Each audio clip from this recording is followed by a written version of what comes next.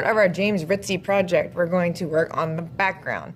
Now, we're going to use colors in the color wheel, so ignore your brown, ignore your black in your paint set. We're also going to use a technique called wet on wet, and this is where we get the paper a little bit wet, and then we add some watercolor to it, and then the color will kind of spread and get this tie-dye effect.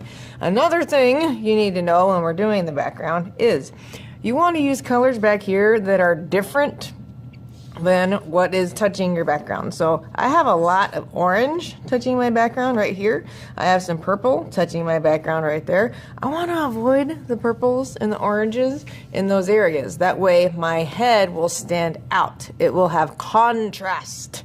If we have lots of orange back here and lots of purple right there, it's all going to blend in and it's not going to stand out very well at all. Another thing we're doing is using colors known as analogous. This means they are next door to each other. So most of your paint sets, not all, most of your paint sets are already in analogous order or color wheel order. So for example, we have red and orange. They're next door to each other. If you look at the color wheel, also next door to each other. If we take these two and they mix together, they make a new color group called intermediate. Red and orange make red-orange. Or over here we have yellow and orange, which make yellow-orange, and so on. And if this were a circle, we can use these two. So you use colors that are next door plus the two on the ends, which would be the violet and the red, to make your analogous colors. All right. When you do the wet on wet, we work in small spaces, a little bit at a time. So I get it a little wet with water. Remember, I'm avoiding orange and purple in this area. Gives me lots of other choices though. So I could use some green. Let me get it really wet. And see how I just dot it on and it's spreading? And then here's my yellow. Make a nice puddle in my yellow. And that's also spreading. So I get this cool tie-dye look in the background. And then I'll go up a little higher. And I want to continue with the green, but I can add in blue, because blue is next door.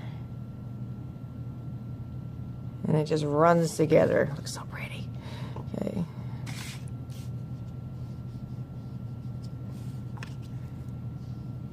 So up here, going to switch to blue. And now I can throw in some purple because it's farther away. And more water. Up here's a good location where I could use purple and red, because there's nowhere near my purple shirt.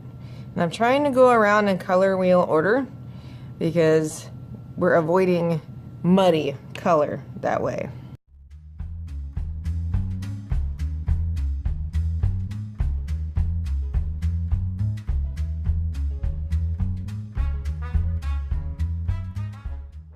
Now, if you think your water's pooling up too much, if it bothers you, just pinch your brush dry and wipe over it, and it'll work like a mop.